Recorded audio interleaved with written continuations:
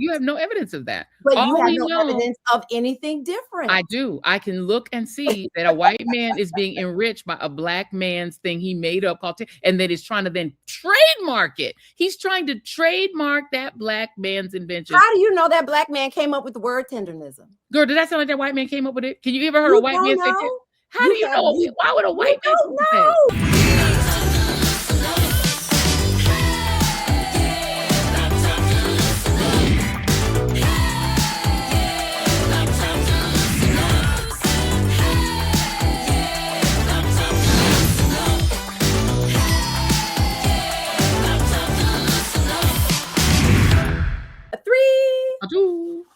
One. Hey, everybody, welcome to Read This, Read That. I am Jackie Reed. I'm Joy-Ann Reed. Oh, my hair's sticking up a little bit. Listen, we have a hair expert coming on, a natural hair expert coming on today that people are going to love so much.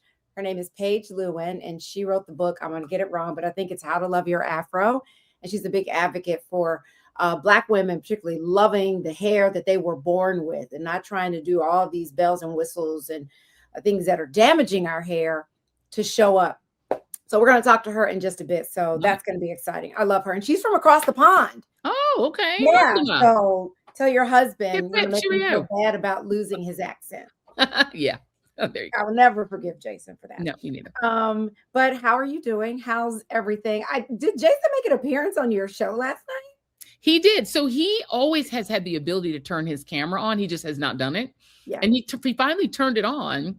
And I'm like, yeah, instead of being a disembodied voice, you can just turn the camera on and everybody can see you. I love hearing Jason chime in and the two of you all having a conversation. Like, I love it so much. I love it. I really, really do. Thank you. Yeah, it was fun. It was fun. That it makes it, because otherwise it's just a voice from out there in the ether. And if you turn it on the camera, it's like it makes it more like, oh, this person is there. It's their physical voice. He's like Gelman, he's really Gelman, but not just like Gelman. But you know how Gelman would, because he's a big part of the production of the Joy Reid show. So that's why I say it like that. Yeah, he's the director. He's like doing all the behind the scenes to make it all happen. You can hear the dog eating the last of her bowl of lunch, like she's licking the bowl. That's what that sound is. Apologies for the noise. We cannot hear it. But let's get into our wind downs. Oh, we want to say happy belated King Day to everybody. Whether you celebrate it or not, it's a holiday. So there it is. I don't care what Donald Trump tries to do or say. And we are Team Don Lemon. We are Team Don Lemon. He was on your show last night. Popped in for a minute to talk about the Justice Department. I don't even know why we call, these the Injustice Department, we call it. Yes, there you go. There you go. Coming after him for doing his job. So anyway, if you go and watch the Joy Reid show last night, you can get more details on that.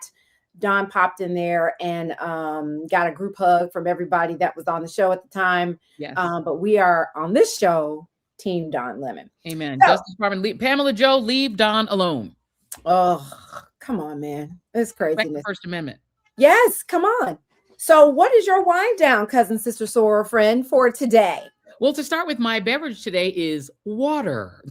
The cool, refreshing drink. We love that in your Delta Sigma Theta Sorority Incorporated glass. Incorporated, just after Founders Day. So yes, I am drinking agua, the stuff of life, because my wind down is I am on week 3 of Invisalign.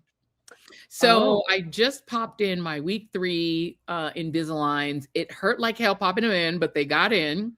And it has been a journey. It's been 3 weeks of having to completely reorganize my life, reorganize my meals, figure out is it worth it to have this snack, have to take these Invisalign out, put them in their little case, you have your food, and then have to go back to the bathroom. I bought myself a remote, like a takeaway toothbrush, which you can fold and take with you everywhere. And I have a little takeaway toothpaste to take, because you have to, when you want to put them back in, you got to go brush and floss and, put a little mouthwash, do a whole thing just to have like some cookies.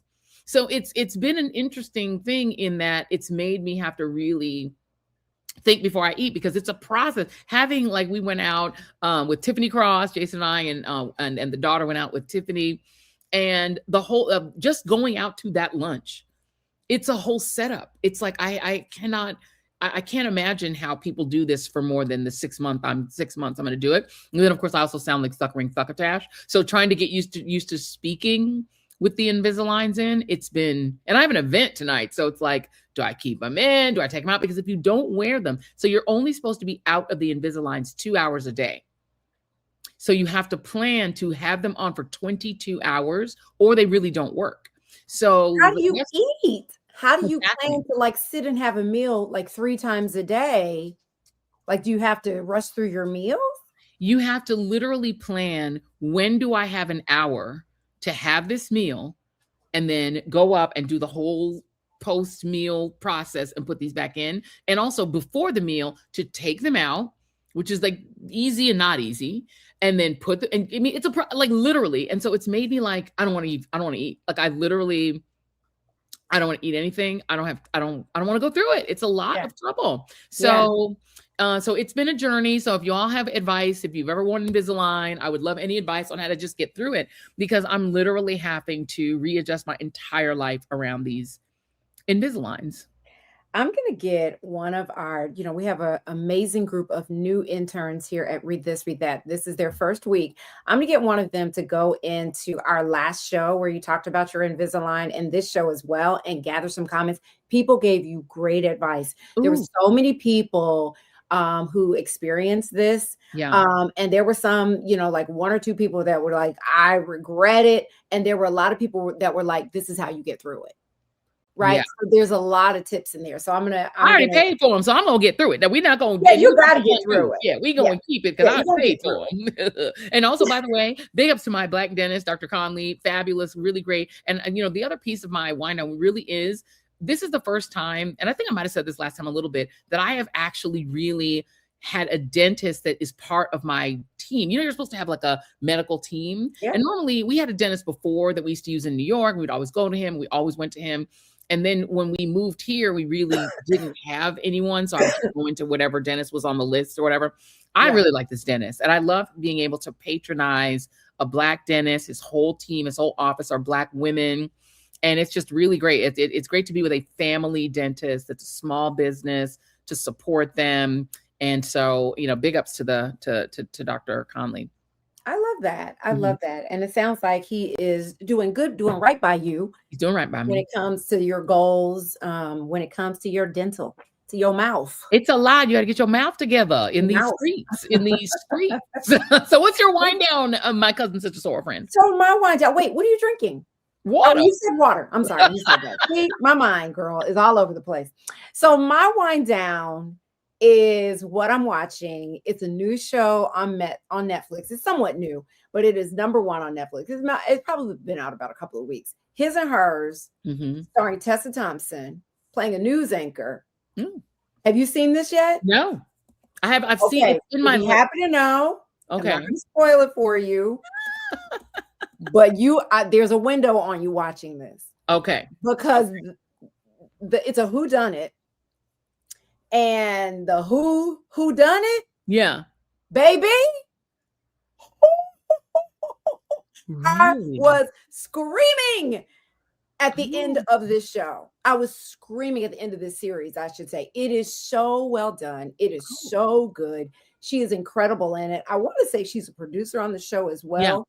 Yeah. She has so many projects out right now. It's hard to keep up. But you have to watch this. Y'all got to watch this. It's on my list. If you've seen it, let us know in the comments. If you see it, if you plan to see it after this, come back and tell us that you watched it. It is so good.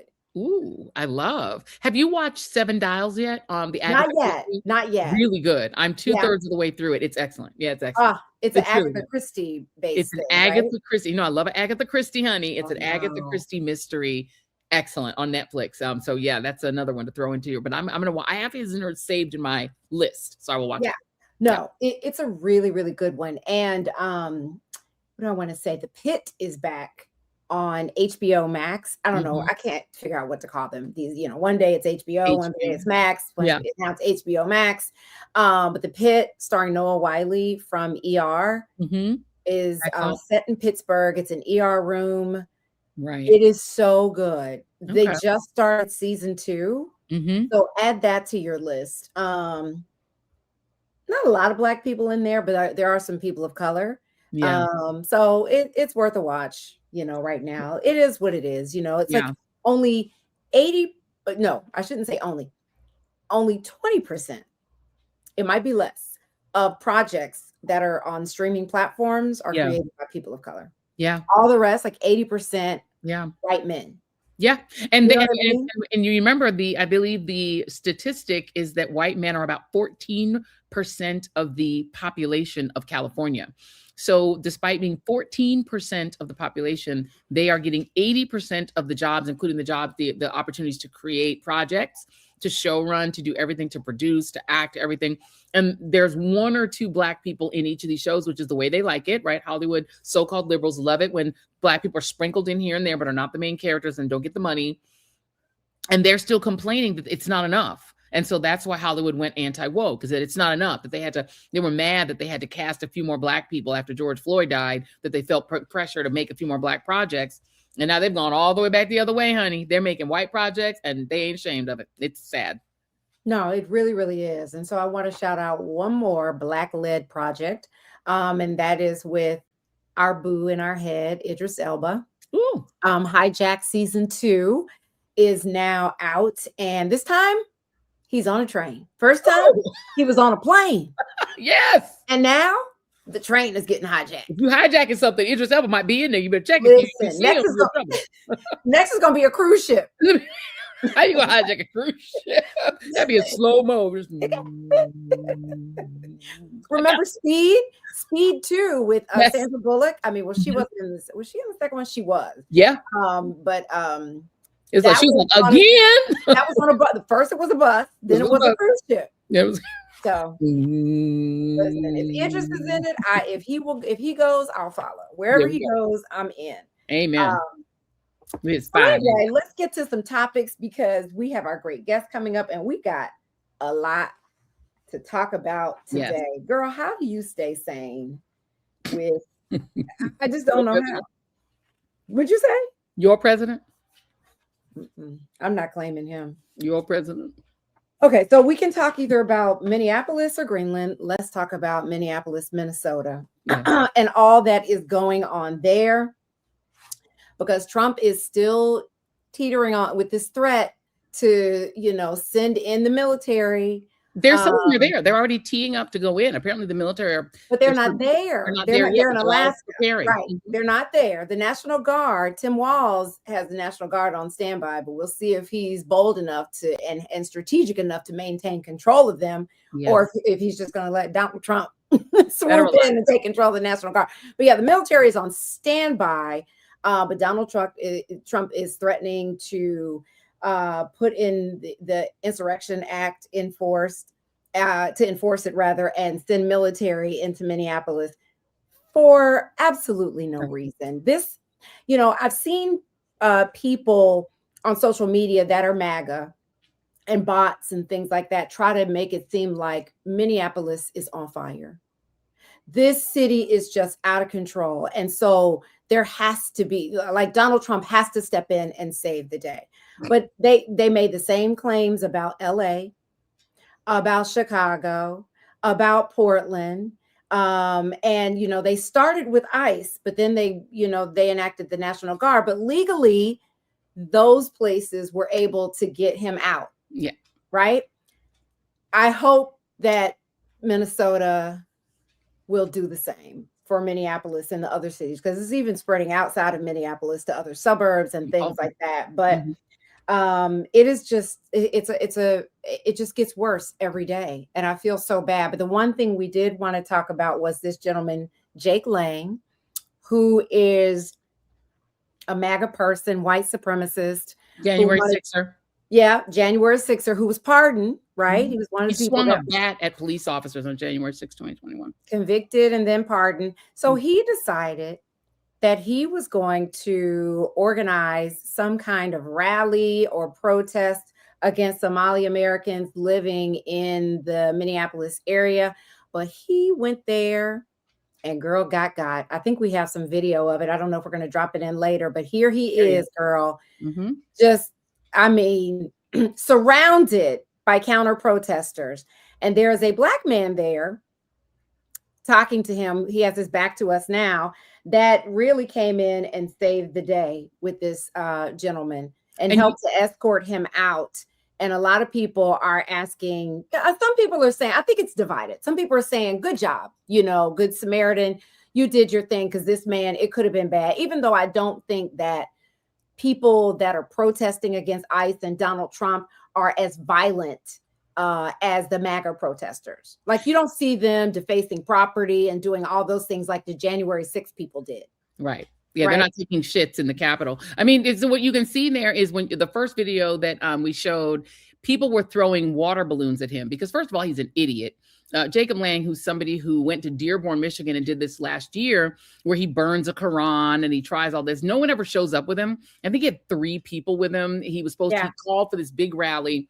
He didn't get a lot of response. He shows up in not warm enough clothes. So he's there in basically a hoodie with a flak jacket over it. It's freezing cold. It's Minnesota winter.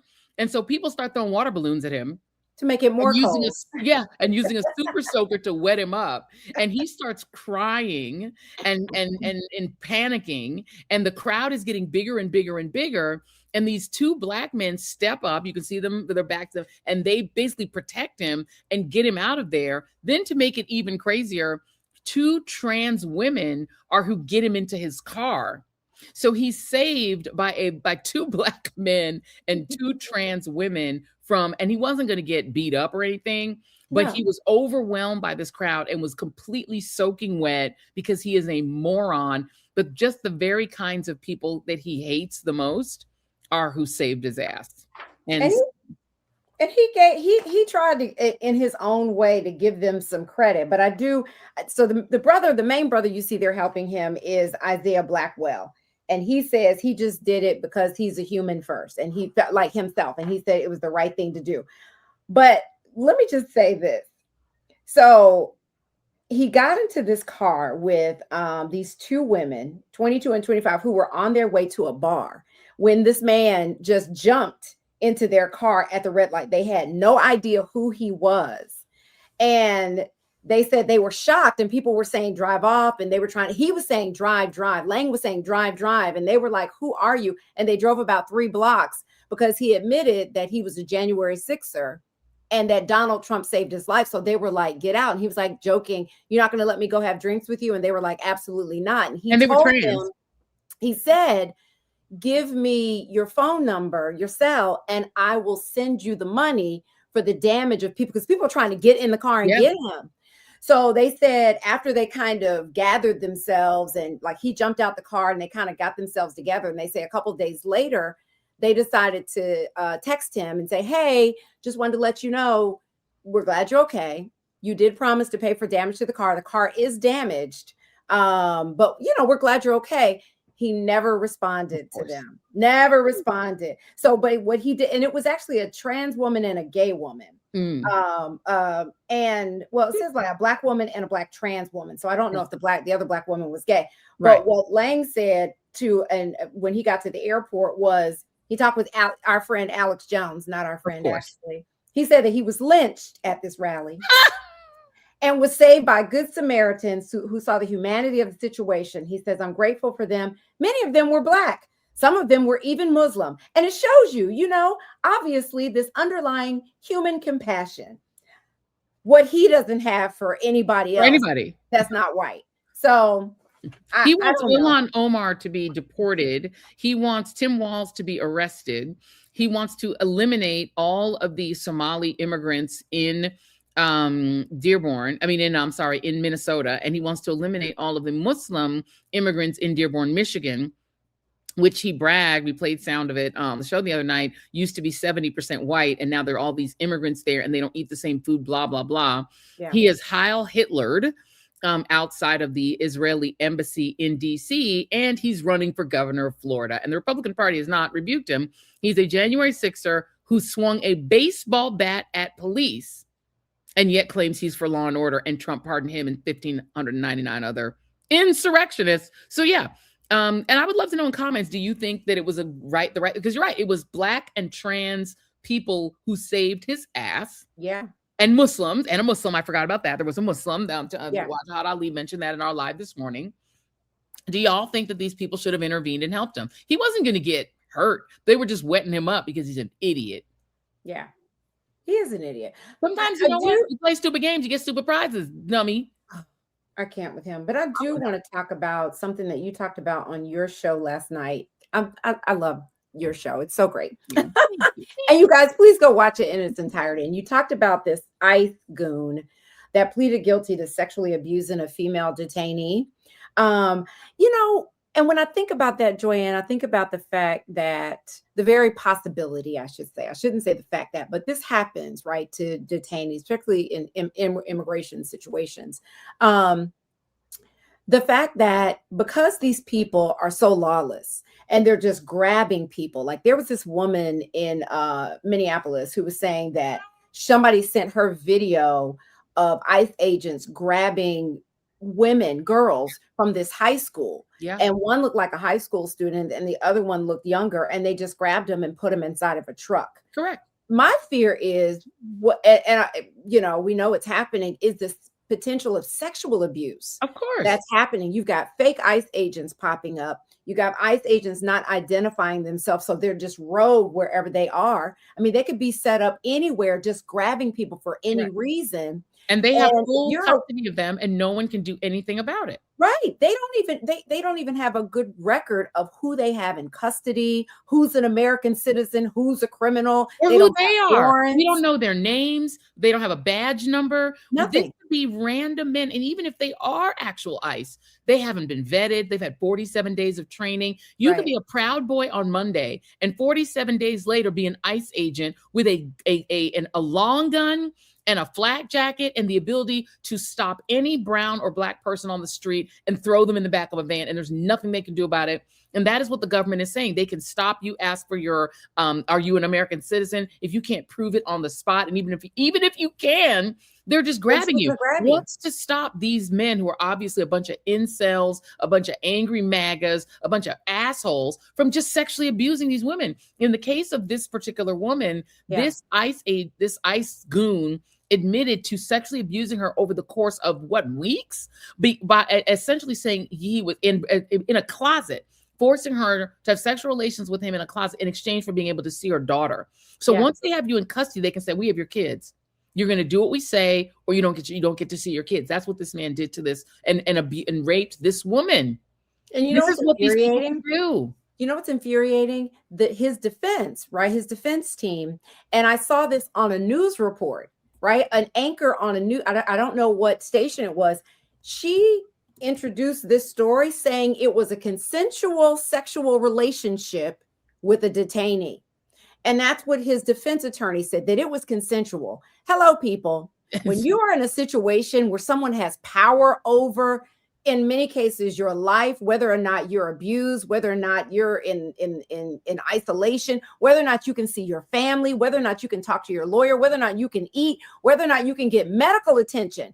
That's right. There's no way that's consensual. That's like saying Sally Hemings was the consensual lover of Thomas Jefferson. No, he was a sexually abused 14-year-old captive who he kept in the basement of his bedroom where he could go downstairs and sexually abuse her, and gave her 9 children, not of her own choice. She didn't have a choice. And then when she had the opportunity to leave, he threatened her that he would not release her children from slavery unless she went back with him and continued to be a slave. She could have been free in France. These are not consensual relationships. These are rapists. This is rape. And so the idea that these men, and you see how they act, they're calling women the B word, the C word. They're talking after they shoot them in the face. And they're saying, didn't you learn from what we did to that? Can you imagine somebody with that energy grabbing you off the street with that same energy that these ICE goons have had toward every woman they've now encountered, every white woman? They're saying, haven't you learned from what we did to that other B word, C word, D word? Can you imagine somebody with that energy taking custody of you, throwing you in a van, and then being able to take you wherever they want? Take you wherever they want. No one's watching them, no body cams, no recordings, only their own cell phone. They can take you anywhere they want and do anything they want to you. And Kristi Noem is going to say, check mark, all good. And the so-called Justice Department won't prosecute them. They know that even if they did get prosecuted, Trump would pardon them. That is what we're dealing with. Lawless men. What I call that, if I look up in history what that is historically, that's called the Gestapo. They are the secret police of the president of the United States, who has his own secret police force, who can take you and do whatever they will with you. And if you're a woman, there have already been instances of fake ones kidnapping Latinas and raping them and, sexually abusing them. So we have to be very concerned that not the fake ones, but the real ones could do it. Right. Well, because these ICE goons that they're hiring, I love documentation that they even have 47 days of training, right? Correct. I'd love to see that. And even the ones who are trained, they're trained to do a certain thing. They're trained to behave in a certain way. So I'm not saying that they're not getting training, but what kind of training are they getting? Because the way that they're showing up, crazy. Just doesn't seem like what we would expect from law enforcement, typical well-trained federal agents or even police at this point. I mean, they're just all over the place. And wants to keep them from just rolling up, grabbing you and taking you to a basement somewhere. And taking to a basement and sexually abusing. Nobody has a record of who they could be on a lunch break and decide there's a pretty girl, let's go grab her. Correct. And who if they did that, if a bunch of these ICE goons just decided, look at that pretty Latina and grabbed her and took her to a basement and raped her, who would you tell? And killed her. Right. Raped her, killed her. Who would But even if she got away, how would you say who kidnapped you? What did they look like? They had masks on. What were they wearing? Not the same random ICE here. I don't want to leave that out there that I said who would believe you. It's not who would believe you, but who from the government, who from the Trump administration. Correct. Would and how would you describe your assailant and to whom? This is where we're at. Would you go to the FBI? That's Kash Patel. He's on their side. Would you go to the Justice Department? On their side.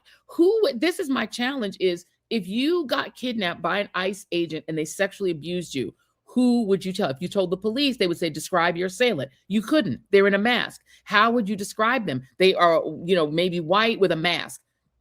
Could you draw a picture of them? What difference would it make? These people are this is why we don't allow police to wear masks. They had to get permission to do it during COVID. The reason we don't have secret police is that secret police can abuse you and you can't even describe what they look like. They don't have body cams. There's no recording of it. There's no record of what they've done to you. We have a situation that is completely lawless. And these people are stopping people for shooting guns in the air on New Year's and killing that brother on New Year's Eve. Yeah. Like, and who's going to, what are you going to do? Who are you going to say did it? Unless the only reason we know who the killer of Renee Good is because Kristi Noem and JD Vance are morons. And they described his previous incident and they described the fact that he's worked for ICE for X number of years, and people put two and two together and figured out who Jonathan Ross was. Otherwise, he would be a secret individual who we wouldn't even know who he was. He had a mask on.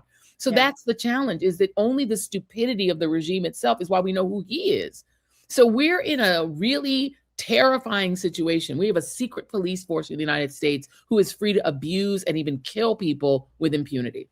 This is why I keep saying that leaders who have been elected in the Democratic Party need to step up. They should be proactive, right? They should be fighting in every blue state to make sure that if ICE comes they should be going to judges already to say, if they come in, they cannot have masks on and they have to identify themselves. If they go into a home, they have to have a warrant. If they go into a business, they can't go into schools. They really need to push this, not get in front of a podium and say, Donald Trump, you need to leave. Right. You need to get out, which is the equivalent of what's happening in Minneapolis. Like, you need to leave.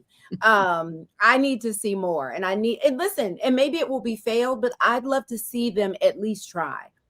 At least have these conversations. Challenge, it just makes no sense, that they have their faces covered, and their excuse is because they're going to be doxxed. Because if people see them, no, it's because they're being unlawful. That's because people see them. Because police all across I was just going to say, police in this country are not loved overwhelmingly by Black people, but they at least have the guts to show up without a mask when they're doing their job. And by the way, no reason whatsoever that these people should be masked and not identifying themselves. That's right. And when a police officer potentially abuses you, you can see their face and their badge number and their name. So in the case of Derek Chauvin, with no mask on, Thank with his you. face in camera. We knew who that was and who all the other 3 cops were. That's why we don't have secret police. Because if they do abuse you, not only are you supposed to be able to ask, demand their name, you can ask any police officer, no matter how corrupt they are. Yeah. If a police officer abuses you, you get to ask their name and badge number, and for the supervisor. You can't do that with ICE. That's not law enforcement. No. That's a gang. It is a gang. It's unfortunate, but I hope Cory Booker will get around to getting those body cams he's asking for. Body cams, that's a waste of time. By the time they've kidnapped you, who are you going to get the body cam from? But this is what I'm saying. This is what I'm saying to these leaders. Do more. Yeah. Be more. Even if you're not getting what you want, be more vocal about it. You should be calling for these things every day. How about this? Abolish ICE. If they can abolish the Department of Education, abolish it. Goodbye. Yeah, but he doesn't want to do that. Hakeem Jeffries is on record saying he doesn't want to do that. The mayor of Minneapolis said he doesn't want to do that. So, what's it going to take? None of them. I can't with them. I'm just done. Moving on to Greenland. Moving on. Wait, we didn't even talk about the church where one of the pastors is a ICE director. That's where Don Lemon was. Right. This is the last thing I'll say. You have a church in St. Paul in which one of the pastors is an ICE. How are you going to be a Christian pastor when Jesus said to love the immigrant, and all the way back to Leviticus, even mean old Leviticus says love the immigrant and treat the immigrant as you would your own family? You're telling me that a pastor of the Christian church could be an ICE member, and then when protesters show up because they have a problem with that, you're saying those people are doing an insurrection because he's an ICE captain. ICE captain, not just a member of ICE. He's a captain and a pastor in Minneapolis of ICE. That's an oxymoron. Yes, it is. He would arrest Jesus, but he's supposed to be your pastor. What are we doing? Anyway, moving on. Yeah, and so that very protest where people found out who he was and they quietly showed up at that church and disrupted Sunday service. Our friend Don Lemon was there to cover that and actually interviewed someone from that church. And that's why the Trump administration, they're saying that he organized this whole thing and he's being investigated. Come on. I can't. Moving on to Greenland, because girl, why is Donald Trump trying to blow up our entire relationship with the world? Not just Europe, but the world. I mean, first it's Venezuela and that whole mess. Now this whole Greenland thing. I mean, this man actually keeps saying the quiet part out loud.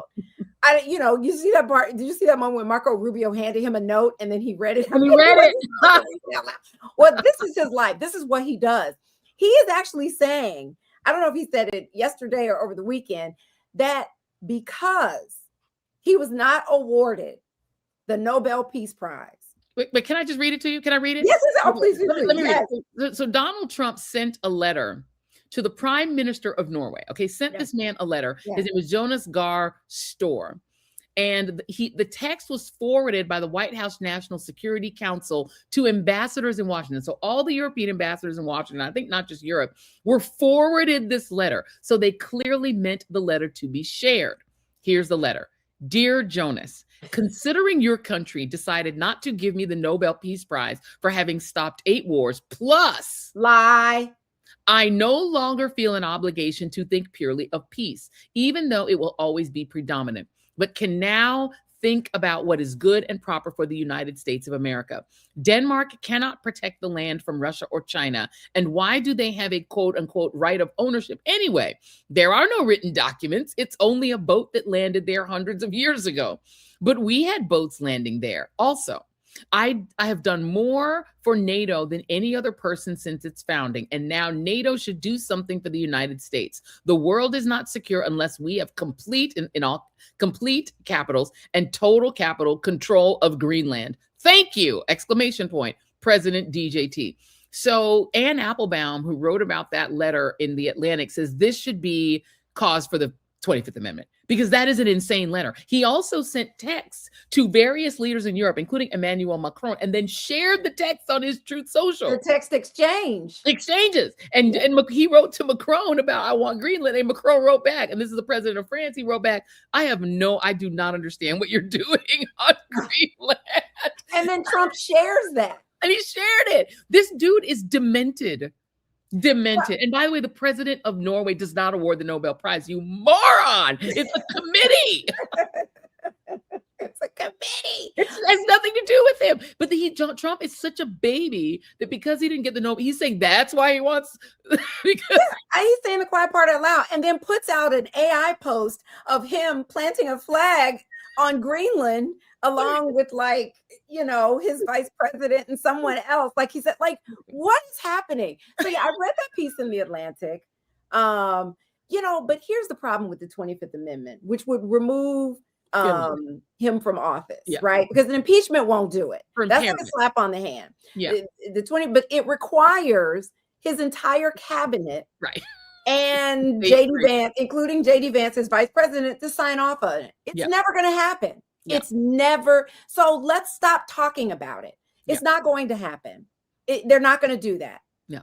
And it because would take, he handpicked these people to make sure that something like this doesn't happen. But meanwhile, can I just real quick for those who don't know what the 25th Amendment is? So the 25th Amendment to the Constitution, it weirdly enough, nobody ever thought for 25 whole amendments, meaning all the way into the late 70s, like what to do if a president was ever incapacitated, because previous incapacitated presidents were assassinated and dead. So they didn't have to really think about what happened if they weren't quite dead, but they were still kind of hanging on. So the 25th Amendment says what you do, and the cabinet can get together and they can actually move the president out of office if he's incapacitated, or temporarily or permanently. So the 25th Amendment has been used basically when Reagan was shot. So think about when Reagan was shot, and temporarily Al Haig, because he was in the cabinet, I think he was Secretary of State, tried to say, well, I'm in charge now. And he said, don't worry, I got this. And they were like, dude, no, there's a line of succession if he dies. Right. But he asserted the 25th Amendment to say that somebody's got to run the country when the president's incapacitated. That's what,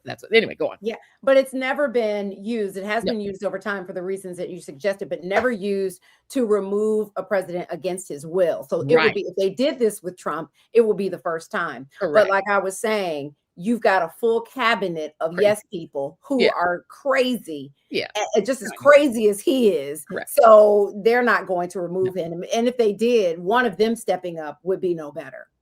Correct. And the only he's just a figurehead anyway. He's a figurehead anyway. He's a figurehead for all of the billionaires who he works for, and he just does their bidding and they give him crypto coin. But the only person I could see who might even want to do this is JD Vance. It might be his easiest way of assuming power if he could organize the goons and they're all nuts. These are all like podcasters and weirdos. RFK Jr. Can you imagine these idiots? Trump's the only person who would ever let them be. Right. He's the only person who would ever let this gang of marbleheads ever be in. None of these people could get jobs in the federal government without Trump. So they're never going to let the sugar daddy go. That's all. No, these people would all be fired if a normal person was ever president. Even a normal Republican would never hire these morons. So it's not going to happen. People are saying he's clearly demented. Like clearly there's something. Remember when he got up and like looked out the window at the ballroom while in the middle of a cabinet meeting? He just got up and wandered away. This dude is gone. His brain don't work good. He's constantly sleeping in meetings. He really seems like he's out of his mind. Yeah.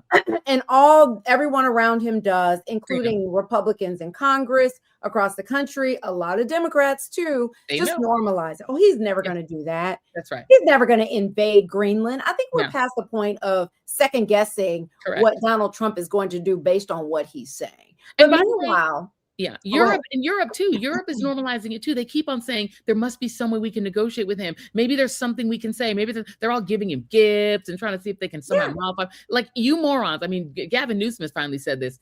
Stop trying to negotiate with him. Cancel the treasury bonds. Tank the U.S. economy. I don't relish a depression or recession.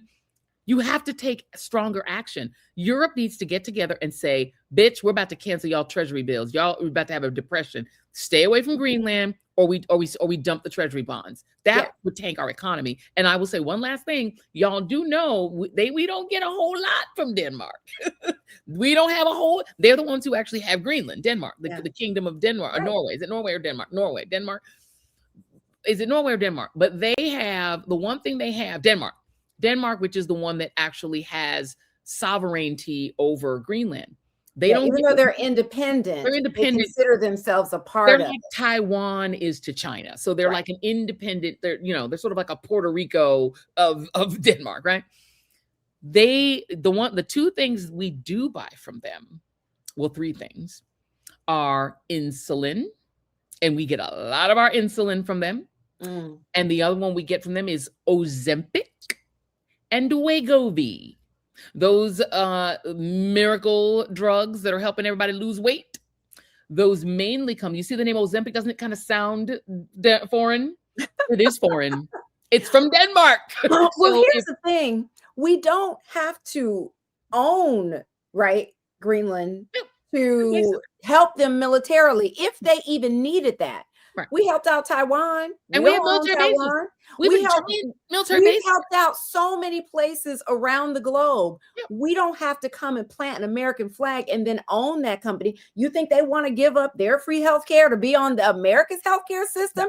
Hell no. And what's the benefit for them? None. There is none. None they would whatsoever. Lose their universal health care. They would lose their right to vote. They would be stuck in the abortion ban hellscape that Mississippi and all these, Alaska and all these damn red states are in. Why would they want to become one of our states and be miserable with no social services? They have free health care right now. They have free education. They are living their best life now under Denmark's social services system. They want nothing to do with it. It's 69,000 mostly indigenous people. They are offended that some white man is coming along telling them their indigenous asses what to do. And they're like, enough with that imperialism. Leave us the hell alone.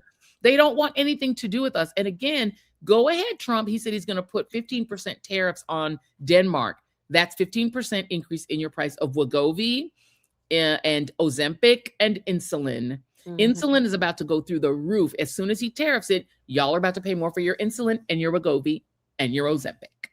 And not just that, he's upsetting our relationships with nations around the country. And this is why you should care. For the European Union, for example, it's our biggest trade partner. They're our biggest trade partner for the US. That means, when it comes to those cars that you love so much, those BMWs, Mercedes, Audis, Land Rovers, Volvos, that's going to go away, or the price is going to going to skyrocket. Medicine, over in Europe, like you were saying, active ingredients and significant portion of brand names and generic drugs. That's going to mean higher prices, supply shortages, reduced patient access to certain treatments, and we go on and on. I mean, it's just like, and then Canada is meeting with China. They just worked out a trade agreement. So now they're like, F the US.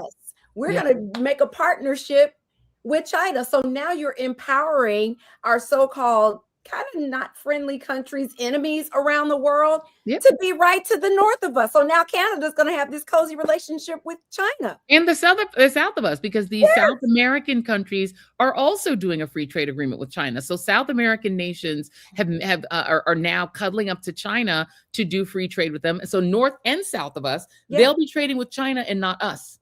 And so we're about to lose our economic power because y'all done put Putin's puppet in the White House. I mean, and I just don't see why, to your point earlier, why people just keep kissing the ring and trying to normalize what this man is doing. Call a spade a spade. Call a crazy person a crazy person. Call a dictator a dictator. Call a fascist a fascist. What he's doing, like the fact that they're even, what is this thing going on right now? Davos. Yes. It's a conference of rich and business leaders, and you were saying Gavin Newsom is there. All these people are there. A lot of congressional leaders. Trump is on his way there. He's supposed to speak today or tomorrow. Society for rich people. But it's like, why are they even inviting him? Treat him like Putin. Putin stopped being invited. They kicked him out of the G8. It used to be called the G8. Now it's the G7, the group of seven, the sort of 7 Poobah nations, which weirdly enough excludes Africans. All the important nations are all in Europe and maybe China. And so, I don't really give much credence to it, but they kicked Putin out because they were like, you're a madman. You invaded, Ukraine. You're a madman. Get out. They kicked him out because he invaded Ukraine. Why is Trump still invited? Why is everyone trying to be like, how can we try to make him act better? Why are y'all texting with him? Why has Macron not blocked his phone yet? Why have you not blocked him from your phone? You see he's crazy. You see what he's doing. And you're like, we'll try to figure out a deal and make it work. No, Trump has never been told no. That's the problem. He's never been told no. And he's a kid that never was disciplined, and he needs to be disciplined in this moment. I love the United States. It's my country. It's my homeland. Boycott us. I would say boycott us. Boycott us.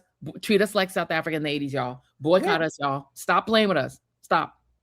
Because if they don't do it, if these leaders don't get it together, right, coupled with us and how we spend our money that is supporting all these things that he's doing. Hello, Amazon and Target, and let's go on and on. But unless we get it together, Black people who keep saying this is not our fight, y'all, yes, it is. Yes, it is. Yes, it is. That recession. There are more of us than them. Yeah. There are more of us than them. There's no way he can hit every city in any way, militarily or otherwise, and control us. So while this is going on in Minneapolis, you don't have to be on the ground, right? But there are other things, because I don't believe that Black people should be on the front lines. That's just mine, because I feel like it's a dangerous situation. But you can support in other ways. No, there but are the white folks out there where you can send money, right? Mm-hmm. They need food. Think of all these people that are afraid to go to work because they think ICE might snatch them up. They're not able to make any money. So they're not able to put food on their table. There are organizations that are collecting money and gift cards and non-perishable foods that you can send to those areas. Do that. That every little bit counts. Because if you don't fight fascism, fascism will fight you. That's just the reality. Say it. All right. Well, let's move on to our hot topics, and let's start with as if that wasn't hot enough. That wasn't hot enough. Let's start with one of my favorite content creators, and I know yours too. Girl, Druski is causing some problems with the Black church and the Black people. So I think we have video of this parody that he did of the Black church. I'm gonna have Wanda stand up here. Wanda, please. Wanda told us earlier this month that she could not have a baby anymore. So I impregnated her with the word of God. I'm going to impregnate everyone with the word of God. You gonna get pregnant with the word of God. You gonna get pregnant with the word of God. You gonna get pregnant. And then he said he was in, because we didn't show the whole thing. So he talks about raising $4 million for Zimbabwe. And he says, we need that money today. He said, you can't leave the sanctuary until we raise $4 million. He shouted out somebody who came to give money, said, thank you for your life savings. And then towards the end of the video, we see him on his couch in his office, counting the money with the money machine, laying on the couch, counting the money. And then at the very end, we see him driving away in a Bentley or some kind of car. And some man runs up to him and puts his hands on the car. He's like, get your hands off my car. And he's saying, the man said, I need you to pray for my wife. And he said, did you give tithes and offerings? And the man said, no. He said, back the fuck up. This has caused so much controversy because there are a lot of people, rightfully so, saying there's some accuracy in a lot of what he is saying. We have seen it. Like you said, there's a pastor who had on that exact jacket, right? But the designer outfits and it's not every church, let's say that up front. It's not every church, but listen, it's a lot of churches and we've seen it. We've seen the pastors. I've seen it. Somebody on Easter Sunday was in a harness floating across the top of the church. I don't know what church that was, but these things are happening. They are absolutely happening. It is, girl, and people are mad, but there are a lot of people mad about it, but a hit dog will holler. And the reality is we have too many churches that are focusing on money and how much money is rolling in. And look, we know it costs money to keep the lights on. And we're not saying that, pastors, shouldn't get salary, a fee for what they do. But the reality is it's become in some cases so much of a show. It's become so much about showbiz and not about the word. And so a lot of people are feeling cynical about the church because they feel like it's become more about showbiz and the pastor enriching themselves rather than about saving souls and helping the poor. And, you had Joel Osteen on the white side refusing to let people sleep in the church during a hurricane and shelter in the church. Like, are we really getting soul food out of these churches in some cases, or are we just getting rolled for a lot of money? And I think there are some excellent pastors and people doing really good work, really, divinely, led work. But there are some who are just shaking folk down. That's just real. Girl, I'm fussing at my dog at the same time. Maybe you need Jesus. That's what he needs. Listen, and a lot of people feel like these pastors that they've gone too far with this stuff. Like, they're just untouchable. And there's too much worship of the pastors, right, more than there is worship of Jesus Christ, That's our right. Lord and Savior. 100%. Right? It's like pastors will come forward and admit for abusing someone or having an extramarital affair or impregnating, a member of the congregation and apologize. And then, all is forgiven.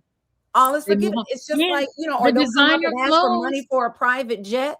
That's right. And ask people who are on a fixed income, to pay for them because they need a private jet because they don't have time to go through TSA like the rest of us. I mean, all these things. And that's all, the private jet thing is an isolated thing. It's not every pastor that's asking for that, but it definitely is something, things like that are happening in churches across this country. And by the way, there are private jet services that specifically cater to pastors for a reason, because it's become a thing where, if you go in the Bible, Jesus was very much against the scribes and Pharisees. And what were they doing? Enriching themselves off the people and not worshiping the Lord. Jesus was a poor carpenter who never aspired to wear fancy shoes and fancy clothes. But these pastors are mimicking what you see. A lot of people criticize about the Catholic Church, that it's full of gilding and gold and, silk slippers. And you've had some popes who've rejected that, right? Remember, you had some popes who've said, I don't want current pope rejects all of that. I don't want that because we're supposed to be walking humbly like Jesus. Jesus didn't look nothing like none of that. And so all this stuff people are doing and people getting mad about people having a criticism of it, you need to go back and read your Bible, because it literally says that he was overturning the money. Who do you think the money changers were? Right. The scribes and Pharisees and the money changers. They were the people representing the Roman church that was essentially putting money and monetary gain ahead of salvation. So Jesus was about none of this. None of it at all. And the problem is that a lot of these. Nala, no. now my dog your baby's barking. Mine has been barking so much. I'm so distracted.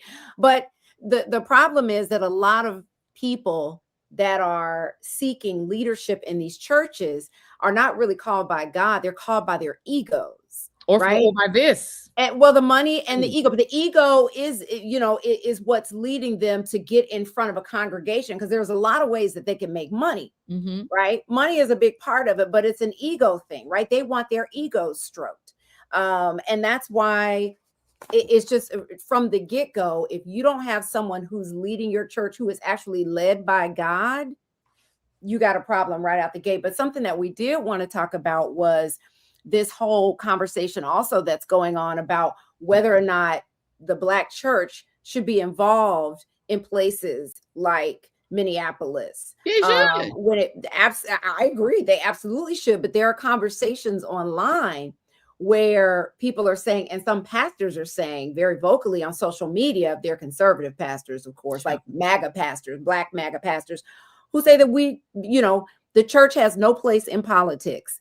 That the church is a place where they should save souls, and they should be praying for Donald Trump. You should pray for the leader of this country, for all to go well, and have his back as fellow Christians, because I don't think 2 Corinthians Trump is a real Christian. I don't even know if he has a Bible in his home. Look, I can't say for sure that he didn't sell his soul to the devil. Now, I'm not saying he definitely sold his soul to the devil. South Park. But I'm just saying, how would we know the difference if he had sold his soul to the devil? Right. South Park said that he's effing the devil. He's the effing devil, right? He's effing the devil. So, I mean, the reality is, like, there's nothing Christian about MAGA. I'm sorry. They say they use the word Christian. They term themselves Christian, but I could say that I'm an NFL player. I can say whatever I want about myself. That doesn't mean I am that. They hijack Christianity. Yeah, they're not Christian. They've adopted the brand, but do you think anything like nothing? They're literally against the immigrant. There are more than 1,000 verses in the Bible that say you're supposed to love the immigrant. More than, I think, 2,000 that say you're supposed to love the poor. They hate poor people and they hate immigrants. They're not Christians. They are apostates. There's this thing, and they hate the rule of law. They don't even want to follow laws and rules. So I just want to talk about Dr. King and what he said about what the Black church should be doing. Because I said this on this Black pastor's social media. I said, what about Dr. King? You know, you think that what he was doing was unchristian-like? Because Dr. King said activism is spiritual work. He believed in speaking truth to power. He said it is the Christian duty of the church and leaders of the church to get involved in these things, because racial injustice is a moral sin to God. Right. He said we're supposed to liberate the oppressed, and the church should challenge unjust laws and advocate for economic justice, peace, and human dignity. And let me talk about somebody who is very close to Dr. King, and that is Jesus, who also did the same work. Like, he wasn't as involved in politics during his time, but he definitely advocated for the poor and advocated for, you know, promoting a government that supported the you know, poor people. And it's just not what this administration is about in any way, shape, or form. So, girl, I love Druski. I love that skit. I don't know how people are mad about it, how these pastors are saying it's a distraction, it's an abomination, all these things. Girl, I say please make more, because it has created a very necessary conversation. Okay, moving on. Let's talk about tendernism. Is it tendernism? Tendernism. That is the word that people are trying to trademark. Yes. Well, no, somebody already did trademark it. No, the application is in. It has it. 4 different people have applications in, so it has not been granted to anyone. Okay. So here we go. So Mr. Tendernism is a viral, for those of you who have been living under a rock, there he is. He's a viral barbecue sensation. His name is Walter Lee Johnson. He's the face of California's Destination Smokehouse. That's the name of it.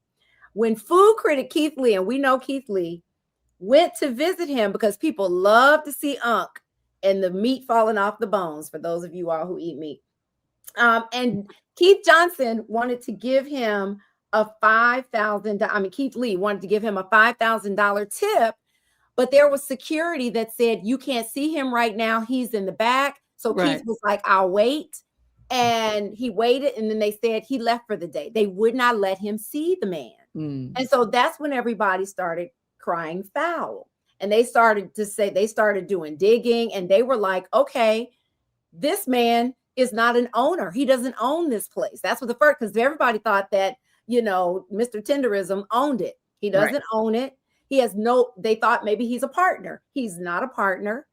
They thought that with these applications to trademark the word tenderism, that it would have his name on that. It's not on that. People were very concerned, right, about this man and whether or not he was being paid or getting his fair share of this business that he helped to uplift. And but by the way, turns out, not just the mute, before you say that, is in the interim all of this, when he did the first tendernism video that went viral, everybody started doing it. This thing has gone super viral. It's all over TikTok. It's all over Instagram. People are all now cooking their own meat and their own food, and then picking it up and when the meat falls bone and going and walking away. Everyone's doing it now. So it's become a viral sensation. Continue. It has. But the big thing is that people are lining up to go to this restaurant thinking that they're supporting this Black man, and turns out that you are not.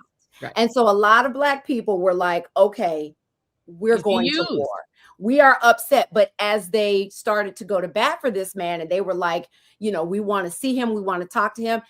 When he would come before the camera now, he says, I'm good, I'm fine. These white people around me, that's my brother, I'm all good. Y'all don't have to, let's all love each other. Like, he keeps putting out these, he did one on Dr. King Day yesterday. He put out another video saying, this is Dr. King Day, this is where we're supposed to love each other, and, you know, just be one with each other and love everybody. Love everybody. He kept repeating it. But do we? So people are going to bat for him, but he's good. Yes, you in the front. I have a question. Yeah, thank you. Yes. Are we sure that this man is speaking with no coercion? Because my thing is, when an old man like this, I think about that old picture of a Black man and woman who are sitting in these chairs, and they're surrounded by these Klansmen, and they're both smiling. You remember that very famous picture? Yeah. As it turns out, there was a lot of coercion in those smiles. And if I also think about this restaurant, I want to say it was in Mississippi, where the waiters would recite the entire menu. You didn't get a written menu, they would just recite the menu. And the brother who would do it, who was very famous for it, again, he worked for a white establishment. He was not being compensated for the fame that was created off of his ability to recite the whole menu. And I think all the waiters could do it, but he was the favorite. It turned out that he was under tremendous duress. And when one day he did an interview, I want to say it was NBC News or CBS News, and talked about the way that Blacks are treated in Mississippi, he wound up, I believe he was shot up. I believe he ended up getting killed. But there's, you know what I mean? So sometimes, you know, when people would go down and talk to enslaved people during slavery, they would say, everything's fine. We're treated very well. They didn't mean it. They were saying it because they were afraid. So I just wonder, I'm just throwing it out there. No, I hear you. Believe. Because there are also people who echo what Harriet Tubman said, and said that you can't take everybody with you. Sometimes, you know, there's a Samuel Jackson character in Django Unchained, and not to say that he's that he's kissing these people's asses and just loving on them. Right. But we have no way of knowing. People have really looked into this. I don't know if anybody has been able to isolate him and talk to him, or if he has family. Yeah. I don't know. But there has been nothing. I mean, there have been lawyers talking about this, looking at the trademark applications, looking at who owns the business. His name is nowhere to be found. Right. But he's the reason that Black people have been really showing up. Like I said, they have been lining up outside of this restaurant, making these people, you know, rich because of this man and who they see. But we don't know how much is he being paid, because they've been calling him a mascot. They've been calling him a mascot. And the man I was trying to think of, his name is Booker Wright. There's a documentary called Booker's Place about him. He's considered a civil rights hero. But he is a mascot. I mean, this is what concerns me. He kind of is a mascot for this white man's restaurant. But some people, he might be happy doing that. Unpaid mascot. But I mean, he might like. I don't know if he's not. I can't imagine they're not paying him. I don't know this for a fact. But I would almost bet that he's not getting his fair share. Right. Because are those his recipes, right? That people are saying that they're his recipes. I don't know how to fix this if he doesn't want it to be fixed. Right. And we don't know if he is asking. I haven't seen the cry for help. Right. I don't know. But he is surrounded by security. Like Keith Lee tried to see him. He said he had 4 security guards around him. Right. And then the next thing he waited. And then he said that the next thing they told him was that he left for the day because he was tired. I don't see. I'm just going to say my instinct is not to trust the restaurant owner. My instinct is to believe he is exploiting Unc, and that even if Unc, and we also don't know Unc's state of mental health. So we don't know if he's aware that he's being used, but he is being used. Objectively, he's being exploited. The question of whether he's complicit in his exploitation, it depends on whether he's mentally healthy enough. Is he cognitively capable of knowing what's happening to him fully? I don't know. And does he have a family that could speak to that? I would be interested in doing more journalism on this, because I would love to know what his family thinks, whether they feel. Where are they? Like, this has been, people have been talking about this for weeks. Yeah. Like, if he has a family, where are they? Where are they? Like, where's that interview? Why haven't they reached out to the masses to say what's going on? And Like, I haven't yeah. seen it. I haven't seen it. I So, don't believe, and the fact that it seems like the restaurant owner wouldn't let him talk to Keith Lee and wouldn't let Keith Lee give him money, because if Keith Lee gave him money, he might make the connection that what he's bringing to the table has monetary value. And so that would be the danger of him getting money from Keith Lee, because he might start to realize that his tendernism thing that he coined is valuable. He might want to trade. This gives me Uncle Nearest vibes. Uncle Nearest is who made Jack Daniels. Jack Daniels trademarked his recipe, and then Jack Daniels and his family became billionaires, and the man who really created Uncle Nearest died broke and poor. But we don't know what the situation is. We can't put our own, dust on it and make it something that it's not. There does need to be more digging into this. But like I said, if it turns out that this is not what he wants, then what can we do? Or that if he doesn't know, or if he doesn't, but he could know. Impaired? He may not know. And I know a lot of people want to believe that he doesn't know, but what if he does know? Then that's shame. That's a shame. If he's allowing himself to be used and he's okay with it, then that's sad. Right. It is, but we don't know. Yeah. And there's been no family members or anybody. I mean, it's not like he's living in a basement. People are going to the store on a regular basis. No, there are other employees there. Nobody feels sorry for him. Nobody. Where it's his branding deal. Why isn't he getting a branding deal? I don't know. Why isn't he getting? He should have a commercial. Why isn't there a commercial? You know what I'm saying? Why, Joyanne? You can't want for someone something that they don't want. I'm not saying that he doesn't want it, but you can't. You can't. This is what you would want for yourself. No, what I'm saying is, you can exploit someone. You know how Harriet Tubman used to say, "I would have freed more, except some of them didn't know they were slaves." Yes, and you know what she did? And do you know what Harriet Tubman did? She left them. Yeah, she left them. I would have freed more, because you may not know. Some people you can help. Some people you can't. Sometimes you got to leave people on the plantation. Well, my thing is, and I'm not saying, but what we would want for ourselves doesn't mean that that's what he wants for himself. I'm not saying that that's the case, but I'm saying it is a possibility. So prepare yourself. Right. But when you go down, because I feel like you're getting ready to go to California. I feel it. I feel like you're getting ready to fly to Unc. Right. And when you go and talk to him, he may not want it. Miss Joyanne, correct. Let me be now. But I'm happy. And he might. And here's what my response would be if that's the case. And we, again, number one, I would question his cognitive health. I don't know that he is capable of understanding what's being done to him. He is being exploited. And what we can do, and what I think we should do, we should not be supporting that restaurant, because whether he knows it or not, he's being used. And people should boycott that restaurant. That's already happening. Good. People have already backed away from going. Good. But I mean, who are you going to save next? Tim Scott? Oh God, I ain't trying to help him. He know he being. See what I'm saying? You know what happened to him. He's young. That seems cognitive to me. He's younger than me.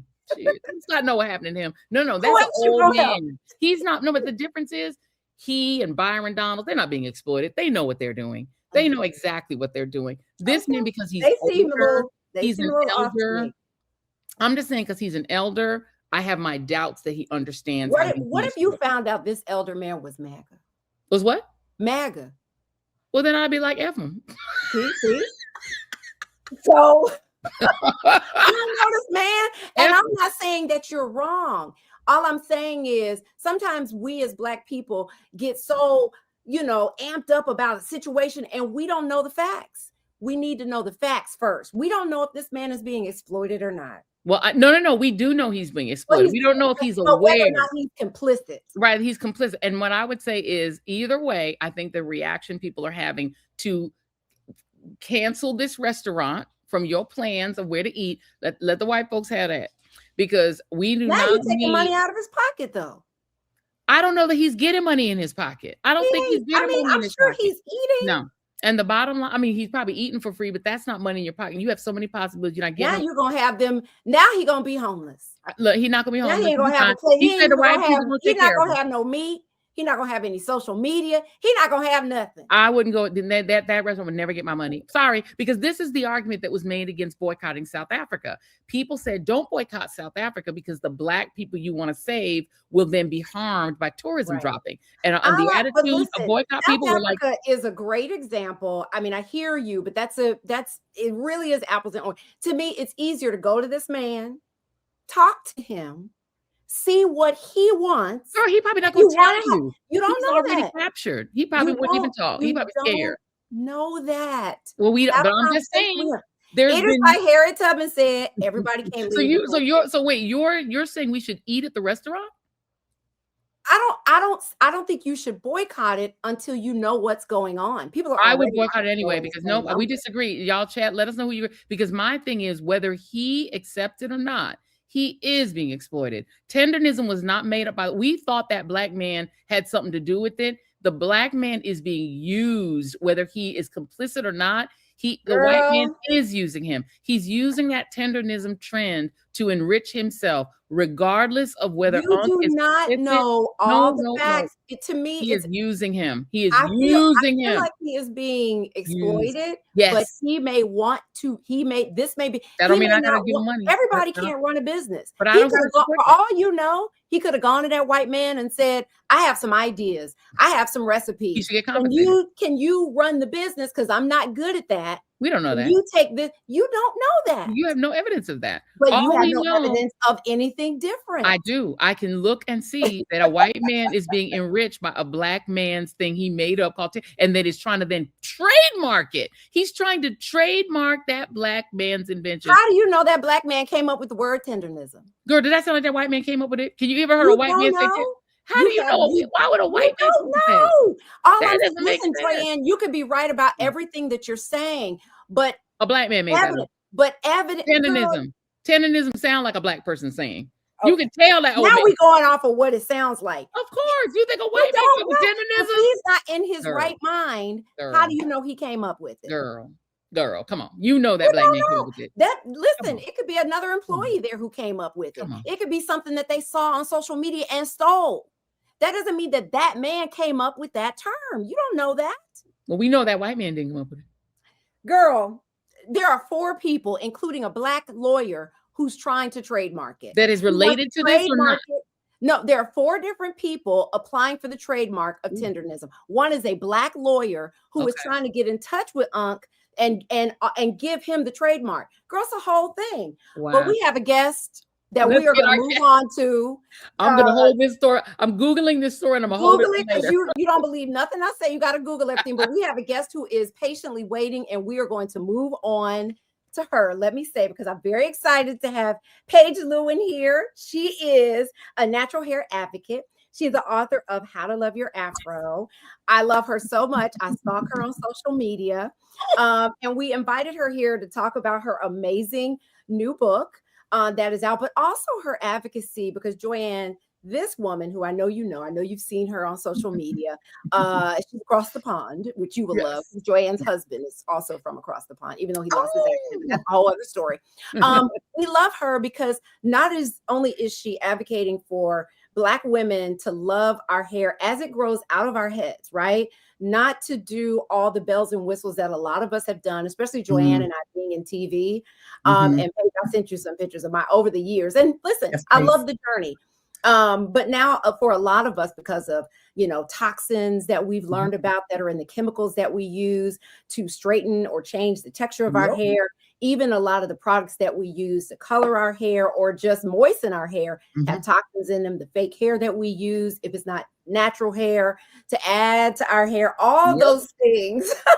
Paige is on the internet on a regular basis. She's on talk shows. She's everywhere, really getting Black women to love their natural selves. And I'm trying. That is why she is here today. Girl, you're doing the Lord's work out there. I'm trying, but it's not easy. It's not easy. Do you get a lot of pushback from Black women who are like, girl, don't tell me how to wear my hair? When I was just sat backstage, and I was thoroughly enjoying that discussion, by the way. I was like, let me in, let me in. So there was something you said and it resonated. And I said, oh, that was a word. And when you go to the plantation and you try and say, guys, let's go, and some people don't know that they are slaves, not everybody's going to want to come. Yeah. And that's something that I am metaphorically dealing with, where there are a cohort of women where they will enjoy their wigs, their braids, but they will wear their afro, and it's not an issue. It's a non-factor. I'm not talking about them ladies. That's the blueprint to me, where you can enjoy the styles, but your afro is in the rotation. My message is not to get rid of the fun styles. We look too fabulous. That wouldn't make sense. But it's to remember there's hair under there. Don't just use it as a base. So those ladies is fine. But the ladies that do hold on to it, because without it, they have no self-worth. Without it, they are not beautiful, sexy, desirable. They will not leave the house without something weaved, attached, stitched, stuck, or just hidden here. That was me. Those women, there are a large amount that don't actually know, haven't comprehended, haven't had the click light bulb moment to say that I think this has gone a bit too far. So until they do have that, then yes, they're very combative. They don't like me. They don't enjoy the message. And I've already admitted to myself that if I really want to do the work, that's a piece of it. I must have grace to understand that anything that's deeply indoctrinated in anybody, not just Black women, if I really want to relieve somebody of that, it could take years. I have to be patient and have grace for the fact that it didn't come from us in the first place. This is centuries worth of indoctrination. Paige, talk a little bit more about your journey. You kind of dipped into it, but because you were there, like you were one of those women. Your hair has been fried, dyed, and laid to the side. You've done all the things. Yes, I've done all the things, and this is what I try to make sure my message is clear, that it is not judgment. I'm coming at it from the position of, I get it, sis. I was also one of you, where I would not leave the house if I didn't have either lace front, a relaxer, and I mean a fresh relaxer. I don't want to see no roots, or some kind of goddess braid down right to the waist, to the bottom, right here. And there were a couple of instances that shook me, but then I went straight back. For example, I was wearing wigs every single day. That was my standard. I'm in corporate sales. That didn't help. Most of the people in my office were white, if not white men. Didn't help at all. So then now I'm also in a director's position in that job. And I was going to go to Germany. And I was going there to meet with a marketing manager, big contract opportunity, had my wig on whilst I was doing the sort of the prelude to the face-to-face, and thought, oh, I'm going to get some knotless braids. Nothing crazy. Brown knotless braids. You know, the thing weren't gold. It wasn't pink on the side. It was just standard stuff. And my boss indirectly sort of alluded to the fact that, oh, are you sure that this is, you know, the best style? Because it's Germany and you know how they are. And my boss is a white man, by the way. Yeah. Just context. And sort of tried to package it as, you know, I really want you to close this deal. I want the best for you. You're such a good sales director. So just make sure that, you know, this is the right choice for you. And maybe look at the wig. Maybe we do the wig just to be on the safe side. So that was the first time I was shook and thought, outside of my own self, that maybe this isn't just fashion. Maybe this is a little bit deeper. But then I just explained it away and kept wearing my wigs and thought, no, he just wants me to be able to close the business. He's right. The second time was I got a rash right here where the lace was supposed to be laid. And it's because of bad glue, cheap glue. So that rash was nasty. And of course, I can't put more glue on the rash. And it was a Sunday evening before corporate job. I called in sick. For the whole week. And I had things to do. I had a team. And I didn't call in sick when I was sick. But you're going to call in sick. Why? Because you can't put your wig on. Yeah. And I thought that it would have been worse to have gone into that environment and had to have the, oh, is that you? Is that your natural hair? Oh, I've never said, oh, it's so, oh, I didn't want that. Yes. So I said, I'm ill. And that's that. And I was sick for the week and I felt so much shame. Sat at home, not ill at all. I was fine. Yeah. And thinking to myself, I really can't leave the house. I really can't leave the house without a wig. And that was very upsetting. I got quite emotional whilst I was at home on my own, just dealing and processing those feelings. But again, went back to the wigs. It's a journey.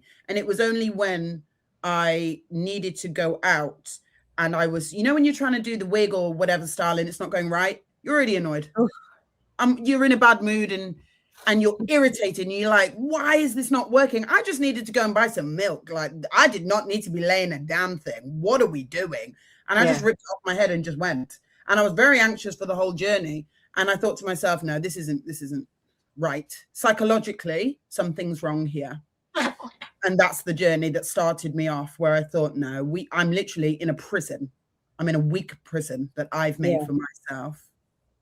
Can you talk a little? I mean, that is so profound, because I think we've all had that moment where I had a white supervisor do the same thing. I was going for a temp job and I had braids in my hair. They were actually very nice, very neat. And she said, that style doesn't look professional. And Jackie and I both know, before the Crown Act, we weren't even allowed. I was told I couldn't fill in for Rachel Maddow. And I was told this by a Black supervisor because my hair was in braids. And I had braided my hair to do, I was in South Africa for work. And I braided it to, I always braid my hair to travel. And when I came back, I had to take my braids out in order to, have this huge opportunity. And this is a Black person telling me that. So, I mean, this is a thing we've all been through. Can you talk about how the weaponization against our hair kind of has proceeded? Because we're all in countries that are majority white. Yeah. Because in Africa, they, natural hair, even very short natural hair is normal. But even there, you're starting to see these Nigerian girls pop them wigs on, and even they're starting to get taken by it. See, the problem with how it's transferring, it being the classism attached to it. I think when it comes to us in the West going home with the wig and going home with the Gucci flip-flops and we're having a good time because we're on holiday or we're visiting family. But I find that especially Black people, we like to go home and flex. We want to show them that I'm doing well over there. Things are going well for me. But we don't realize that what that does is create this illusion, this excitement for those who are there, for the young girls who are there to say, okay, that's how I know I've made it. Yeah. Because when we go back and we have our lace front on our bust down and they're thinking, oh my gosh, okay, that's how I know. So I'm going to try and aspire to that. Meanwhile, a lot of us over here, we've been indoctrinated to do the exact same thing because we didn't have a choice. So it's strange how we perpetuate a cycle where initially here, I'm sure a lot of us would have wanted the freedom to have been able to wear our natural hair and get these high-paying jobs and being able to be on television, but that just wasn't the case. But then because we become normalized to it, and then we tell ourselves, oh, I just like the style. That was what I said. I just prefer wigs. Now I could wear my afro any day. And that was my defense, because it made it easier for me to digest. Otherwise, what I'm saying is I'm not valuable without this wig. I can't get a job. I won't end up on television. Men won't find me attractive. And that is a very, very painful reality to have to sit with. So we tell ourselves that it's our preference, right? It's just what I like to do. But then unfortunately, we end up indoctrinating those back home in for me, Jamaica. Happens. I see a lot of young girls now emulating the Black women from the West because it's like a sign of status. Like, yeah, okay, that's what they're doing over there. Cool. Get me a lace front now. See, and I was really quiet about how I felt, because I did the big chop some years back and went right to a wig, right? I went from having relaxed hair to wigs because I wasn't comfortable. I did have to be on television every day. And I also, I didn't know styling and it was just one style because it was all shaved off. It was all cut off really, really low, but I didn't feel comfortable. Like I didn't feel pretty.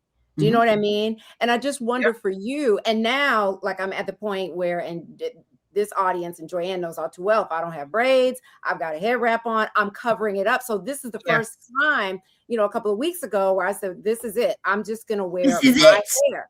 This is it. I'm not comfortable. I know. I'm not comfortable in it.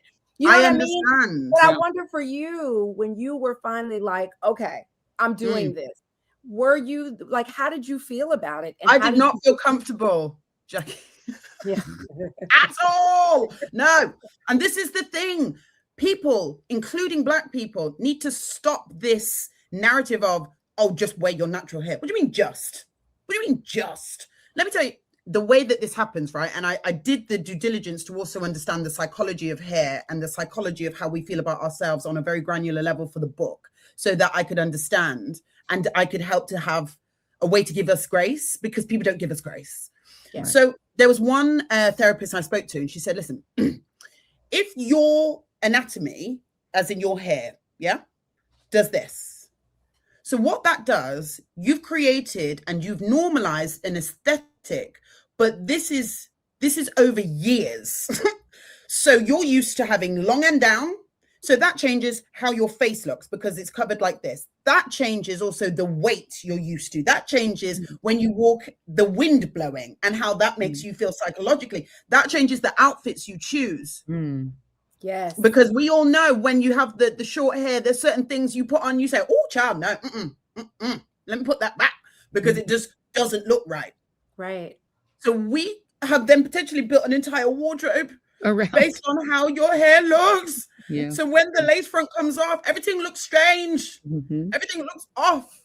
And then the worst part now is the narrative of masculinity versus femininity. Right. Now I'm looking and thinking, this oversized tee looked great with a lace front. Right. Yeah.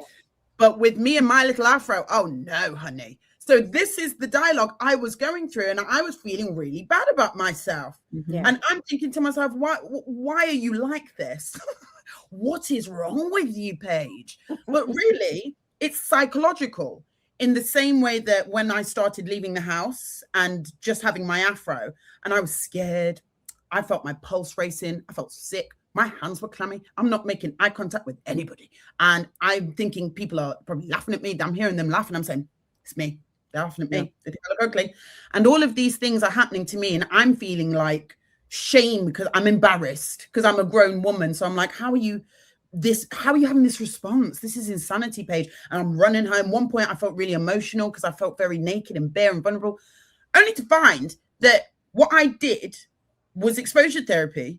And that is completely normal as a response, in the same way that if I was scared of spiders, somebody with a degree would then do the exact same thing, and they would give them all the grace in the world if they reacted like that, if they passed out, if they cried, because that's fine. That's okay. When it comes to everybody else and their ailments, they get all the grace and all the therapeutic measures to explain away how they feel. But with Black women, oh no, you're being stupid.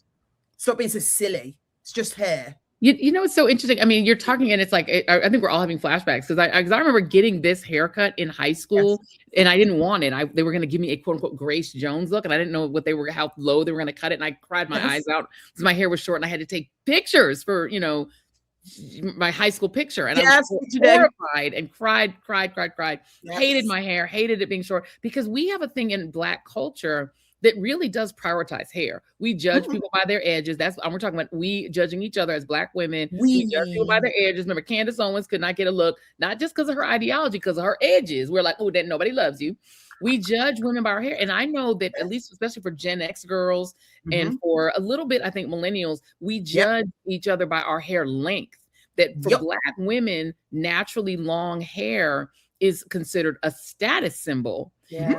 And it's become a status symbol for a really long time. Straightening our hair is how our first millionaire was made, right? Madam C.J. Walker. What did she make? How to straighten your hair. And so can you talk a little bit about the kind of evolution of it? Because we ourselves, sometimes it's not even just white people saying we look unprofessional. Oh, a lot of times. So in How to Love Your Afro, I talk about the natural hair in our environments, right? And the PTSD from slavery passed down, so that grandma, auntie, uncle, they're encouraging a lot of us to stay within the bounds that the oppressor has put on us, because they in their minds now agree with the oppressor. They say, oh, that is not cute. When are you going to sort your hair out? They almost feel like, is everything okay in your life? Like, if you're wearing your afro, are things okay with the husband? Like, it's this immediate worry for your health, because it's not a look that we are comfortable with, and it's not aligned with status. So then it's oftentimes encouraged in our own families, our own communities, friends. But then the problem I'm actually finding, and this is relatively new, the whole clean beauty aesthetic, the trad wife trend. I'm seeing a lot of Black women who are straight naturals. And what they're now doing is they're saying, okay, if you want to be aesthetically clean beauty, if you want to have this very upper echelon energy, if you want to attract a certain man, seen a lot of dating gurus doing this as well, this nonsense, then we need to have a certain quality of how we style ourselves. And unfortunately, the style always seems to be a straight, long, slick style. And it's quiet. They're not saying it. Yeah. They're not saying straighten your hair to get a man. Well, some of them are, unfortunately. But largely, they're saying that this is the aesthetic of clean beauty. And if you want to join our cohort, all of this is the look, but they're not in afros. They're not wearing afro hair. Right. So then that's also not helpful, because a lot of these Black Hailey Bieber types are out on the internet creating this double entendre content. And the quiet part out loud is that, okay, well, to be part of the clean beauty clique now, I have to make sure that I'm a straight natural, or I have me a little bob, a little first lady bob. And otherwise, I'm not part of that either. Yeah. Right? And it just it's us. A lot of us are encouraging it. But that's where I said some people don't know that they are slaves on the plantation, because some of them will truly believe, no, it's not that I don't like my afro. I just like straight hair. It's a preference. And we have to be a little bit deeper sometimes to understand, but why? And no one's asking why. Yeah. And I love, Paige, that you also go beyond the hair. You talk a lot about hair, but you also just talk about how a lot of women are slaves to what society says is beautiful, not just with our hair, but with our eye color, right? With our bodies, with the way that we dress. And you talk about a lot of that as well. And I just want to talk about freeing women in some kind of way, because they may not be ready, but I just want you to talk about how we really have to embrace as women, and not just Black women, but especially Black women, but all women have to stop dressing and existing for the male gaze. So let me tell you what happened, right? So for me, it was a continual shedding process that even up to last week is still happening. And it started with the hair. And what happens is, if you, all women, Black women, look at the thing that you are in a chokehold about the most. For some women, it might be weight. For some, it might be their face, their skincare, some the hair. Okay, everybody's got something. Okay, find that. And if you work on that and you pull that thread, and I mean really work on it, have the uncomfortable conversations, and you don't need to take everything to social media. It's not necessary. Have it privately. I did that part, and it was very traumatic. I get why people avoid it. It's not nice. I'm sat looking in the mirror thinking, you are so ugly without this wig. That's not nice to have to do every other day. But if you do it and you break it down and you ask yourself, but why do I think that? And who actually first told me that this hair was not nice? Because someone did. Because I wasn't born hating this hair. I actually really liked my hair growing up. So who was that? And then you start remembering, actually, Auntie Susan said that so-and-so had bad hair, actually, and you do that, okay? What happens is, when you can turn that switch off to say, I actually don't think I need the wig, I don't think I need it. Then you start looking at everything else and you're like, I don't think I need the makeup either. And then you think, who am I doing this for, actually? let me just stop. Let me look at all the things. And then you pick and choose, finally, what you actually like and what's attached to insecurities. For example, I like my nails ratchet. I like them long. I like them pointy. And I now know that's for me. Yeah. And I can separate that from the wig. The wig was not for me. The makeup was not for me either. I don't enjoy. I do a beat when I need to. But day to day, say, as I said, buying bread. No, I don't want to. And I feel no way about walking around barefaced all the time. So then when you're able to basically look the demon in the face, we all have one, do it. Because when you start pulling the thread, everything else unravels. And then you have this enlightenment. And it's this clean air at the top of the mountain moment where you say, oh my gosh, yeah, no, I don't need to do any of these things. And if I don't do any of them and someone says I'm ugly, well, then you're not my person, are you? Mhm. That's it. Because then what I'm doing is I'm attracting a partner, let's say, based on my insecure self. Right. Imagine that. And I always think to myself, thank you, Jesus, that I did not marry a man based on insecure Paige. Lord of mercy. Because then what if I went through this change with a ring on my finger? What then? And that man's like, oh, no. Can you imagine? I mean, so many women have talked about how their partner reacted when they cut their hair off.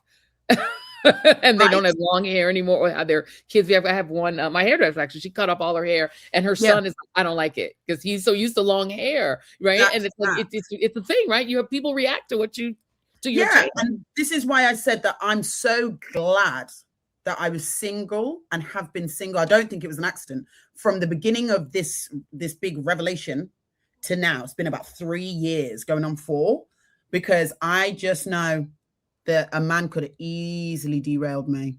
And that's the scary part, even if he didn't mean to. If that man said that he liked Kiki Palmer's new ginger lace front, I don't know. You might have been back in the hairdresser, like, give me that lace front. I mean, on AliExpress late at night. So this is the thing. I'm so glad I was single, because now I'm in. You can't derail me now. I'm locked in now. I think I did a story. I love your style. I think it's gorgeous. I do too. It really is. I did a story a couple of weeks ago with a hair expert. She owns her own salon in Philadelphia, and we were talking a natural hair salon. And she really is into natural hair. Don't add anything. Just be you. Nothing. Yeah. And I just wonder for you. Yes. We were talking about the fact that a lot of women are frustrated with, like, I have 4, I say CCCCC hair. Some people don't like to give it labels, whatever. I can know what I need to buy for my hair when I describe it. So that works for me. But it's challenging. Like this style right here, that's it. That's all I got. That's all I got. That's all I can do, right? Because it's a lot. It's a lot. It's thick, which is a blessing, but it's a lot to manage. So for you, what do you say for women who are like, this is just too hard? Yes, it's just I have a whole chapter in the book for this. I was ready to. So I used to say the same thing until I thought about, and I don't know about whether you ladies did this. I'm going to assume that you did. When you're learning to do either lace front, or when I used to do my own braids sometimes on the weekend, and I would just sit down and I'd book a weekend out, and I'd be like, okay, this is braiding weekend. Okay, I've got the hair, I've got my shows, and turn the phone off, and that's me. Same when I got my pixie cut, and when you're trying to do with the papers and you're trying to get it. Okay, how long did that take, everyone? A lot of time. Okay, so me too. And I did not mind. I didn't mind. I spent hours doing those styles. And you know why? Because I was confident that when I finished doing those styles, I'd like how I would look. Yeah. I was not confident when I started doing my hair that I was going to like how I was going to look at the end. So exerting that level of time on it felt nonsensical. And I didn't like it, and it felt like a burden, because there wasn't that confidence that I was not only going to like how I looked, but other people were going to give me compliments. So as a result, it felt like hard work, in the same way that I don't want to go to the gym right now. It's not in my plans, ladies. I'm not interested. So if I went and I spent 30 minutes in there, I pick up one dumbbell, I say, oh no, too much. No, thank you. Too much hard work for me. And I'd leave immediately, and I'd be probably really annoyed that I even went in the first place. Oh, what a waste of time. Right? Yeah. That's the mindset. If you don't like what you're doing, or you're not sure it's actually going to yield benefits, you're not actually confident you're going to have any kind of fruit of that labor, it's going to be hard work. And that's the psychology piece. That's why half the book is about the brain. Yeah, so you talked about, you talked about some of the people who had, negative reactions and resisted. Talk about some of the positive reactions that you've had to the book and to the work that you're doing. Yes, ma'am. So one of them that really touched me, there was a Black lady in her 40s. She sent me an email. She said, I am a singer, and I have been on stage singing for 20 years. And my wig is a part of my act. So I would never go on stage without it. It gives me my confidence, my sexuality, my femininity. I flick the wig around like it's part of the actual routine at this point. You know, there's like wig choreography where a lot of these times I see these women and I'm like, let's see you do that with Afro hair. Let me see how dynamic the whole routine looks if you had an Afro, because you're flicking everywhere. So she said she read the book and she didn't think it was going to hit. She wasn't sure. And she just did it because she said, why not? And she said, first show in 20 odd years, she did the week before she emailed me with her Afro on stage. And she said, it didn't feel less than. She thought it would. She thought she'd feel less powerful, less sexy, less confident. She said she didn't. She felt more empowered. And she can't believe it's taken 20 plus years for her to wear something that grows from her own head. And that, to me, was powerful, because what I also find happens at the beginning, and this is why I got pushed past it, okay? At the beginning, you feel like, oh, okay, well, I'll wear it, but it's not as nice as. I had that. I would feel resentment when I looked at people on Instagram and I saw them with their bust downs and with their hair looking on. I was like, And I pushed past it. And I thought, no, there has to be a world in which this is my preference. I'm not doing it because I feel like I have to. I'm doing it because I genuinely look at myself and say, oh, no, she looks better like this. And that lady confirmed to me, no, it can happen. It can work. But it takes the mindset piece, which is the piece where I stopped several times and I went back. And I think a lot of women, they get some way into the mindset piece. And it's so harrowing and uncomfortable to confront some of these realizations that they say, absolutely not. I'm not doing this. It's a lot. Well, I know the health of the hair is really important for you. You talk a lot about that. And there's this heat cap or something that tell us about let's talk about it. Let's talk about do I have a little heat cap here? I always have a heat cap somewhere. Let me see if I got some. So basically, this heat hat, it's a heat hat. They're there. They're right there. So the heat hats are because I damaged my hair so much from color and bleach.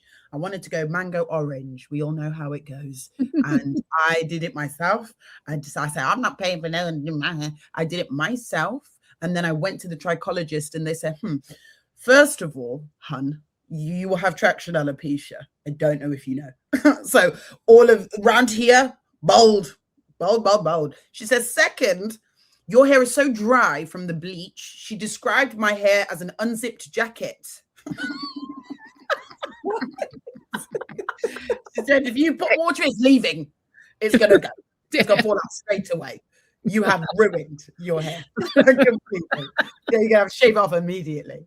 So I shaved it off, buzz cut straight away. And then she gave me a little piece of paper and she said, right, this is how you grow your hair back.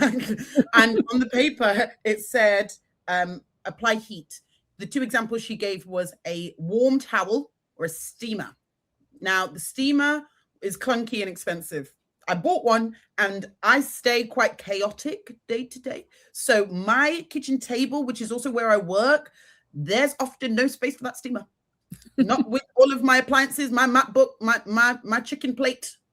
There's no space. So I just couldn't be bothered to get it out. And then the hot towel, stays hot for 2 minutes. 2 minutes, yeah. And then I'm wet, soaking wet, getting wet, and I'm cold. Yeah. And I said, in 2025, there must be a better way. Like, I refuse to believe that we have AI that's cleaning the house and I can't find a way to warm up my head and stay dry. There's no way. So I started looking for options and I found the heat hat and I started using it every single week. And it really worked. The science is very simple. It's the outer layer of your hair. It lifts when it's warm. That's it. And to be fair, it's not new. A lot of people have said that they remember it in the 80s. Yeah. Never heard of it. The problem is that there wasn't an authentic story around it. I don't think anybody understood necessarily the science behind it. So, one of those things where it doesn't catch on because nobody knows why they're doing it. Yeah. That people were just doing it and saying my hair feels soft, but there was no connection as to the science of why their hair felt soft. So then when I found it, I said, okay, because when we go to the salon, what do they do? Especially if your headpiece is mashed up, they put it straight under the steamer. Yeah. And again, I think a lot of the stylists, they're gatekeeping because they didn't say what they were doing. They just put us under there and said, yeah, that'll fix it. Fix what? Tell me what you're doing. Explain the science. So now I'm able to help other people with their hair in the most simple, most easy way with these heat hats. And it helps you to actually enjoy wash day. There's a lot of people that bought it, not necessarily because their hair was damaged, but because they hated their hair and hated wash day, so that they could actually start enjoying it. And they said now they look forward to it because of the heat hats, because it's warm. It's like a spa treatment. Oh, yeah. I love that. Like a self-care thing. Yeah. You also promote a wash day system for people that are new to this, and you kind of walk people through it. Tell us a little bit about that. Yes. I think figuring out, wash day, whether you're pre-pooing or, if you're diluting your shampoo, leave-in conditioner, deep conditioner, heat and like it's a lot. So I basically base it off the science now. So that's my thing. I just go by the science. I also go back to what I call ground level hair care, because I also think I have undiagnosed neurodivergence of some sort. So what that means is my attention span right there. That's it. Same. I have no give. So I've created the routine based on my itty bitty attention span. So you shampoo and you focus on your scalp.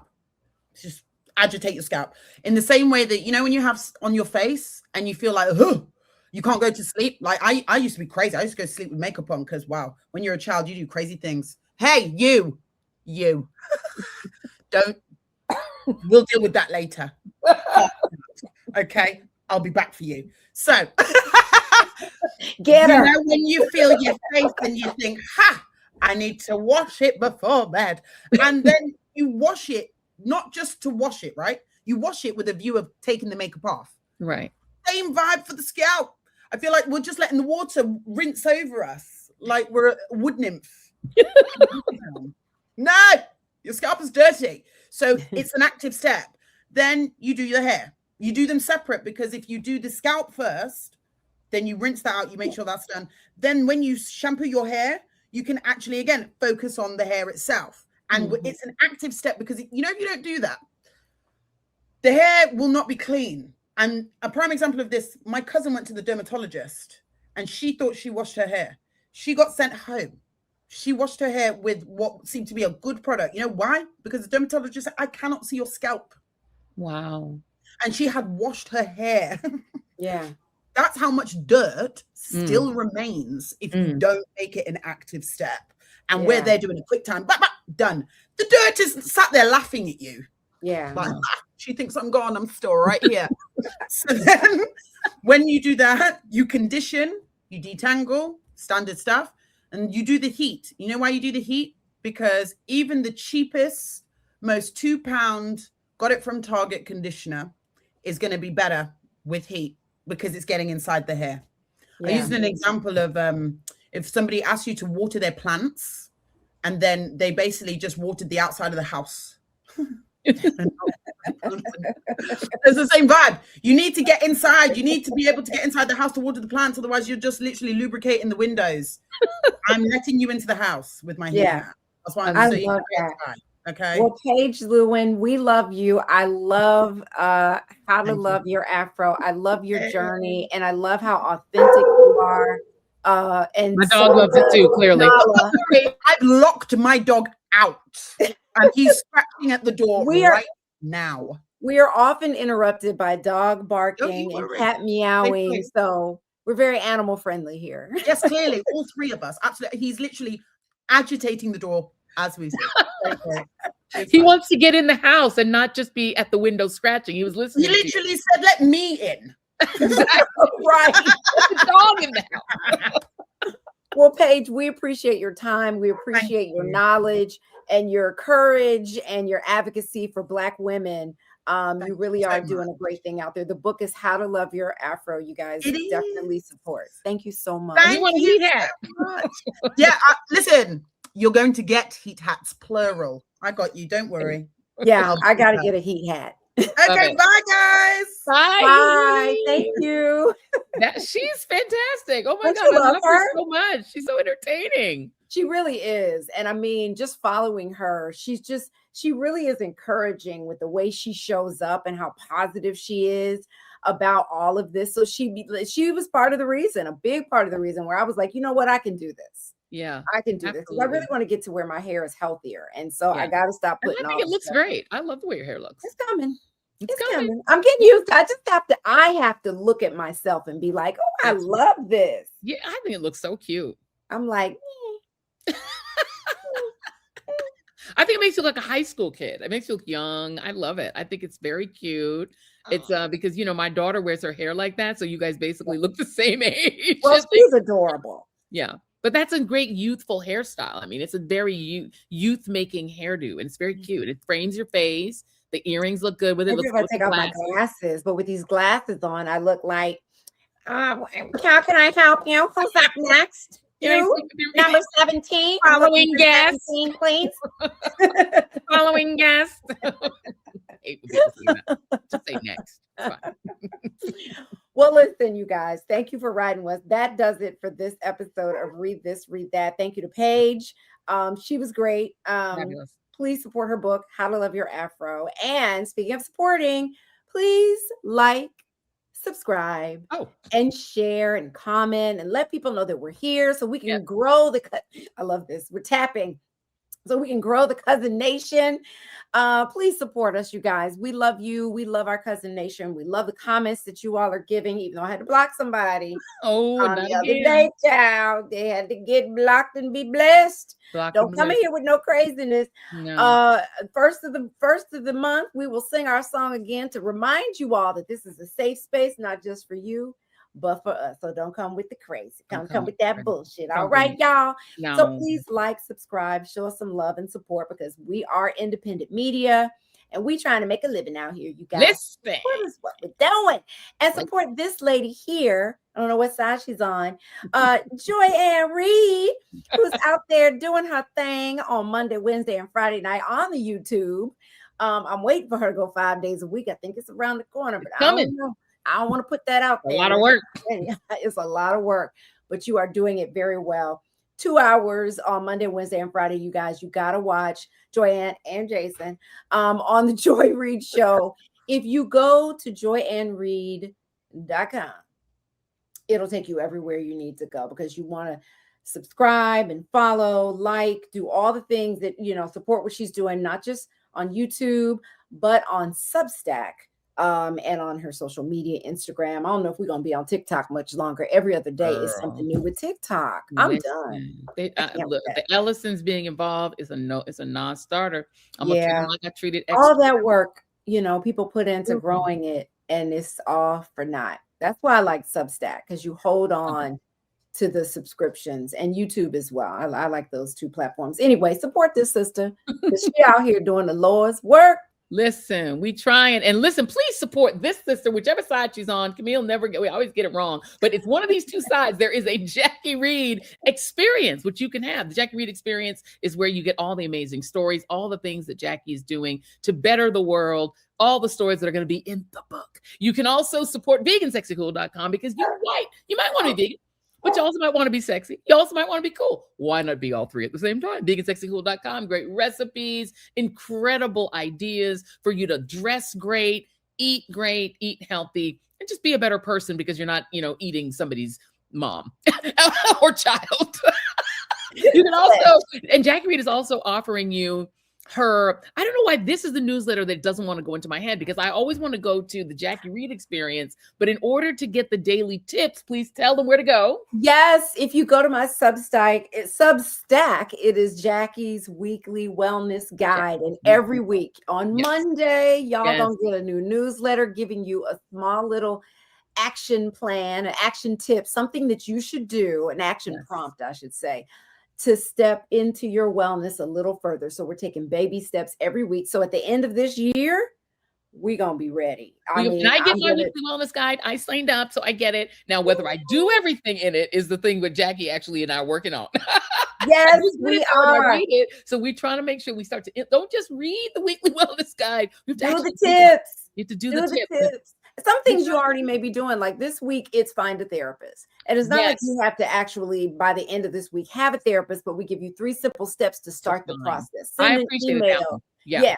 That one is a good one when you talk. And, you know, being a journalist, I give you reasons why, research on why these tips are good steps to take to improve your life. Absolutely. Well, we appreciate you all tuning in. Why is my son trying to call me while I'm doing the podcast? Of course. But yes, we appreciate you all. Thank you for tuning in. As Jackie said, please make sure you like, subscribe, and share. Grow the Cousin Nation with us. We appreciate all of your support for our independent media project. But please continue to do more. Share it with a friend. Share it with a foe. Just do more.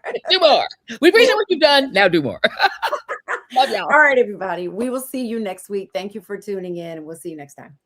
Bye.